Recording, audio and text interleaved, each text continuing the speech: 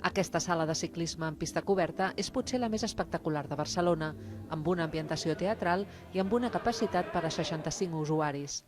Amb propostes com aquesta, el Claró Cartagena vol trencar amb la imatge que alguns tenen dels equipaments esportius municipals.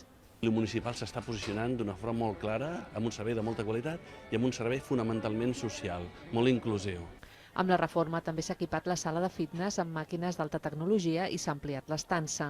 A la zona d'aigua s'ha incorporat una piscina per fer-hi activitat aeròbica i també s'ha obert una sala de balnearis amb recursos de llum i efectes olfactius.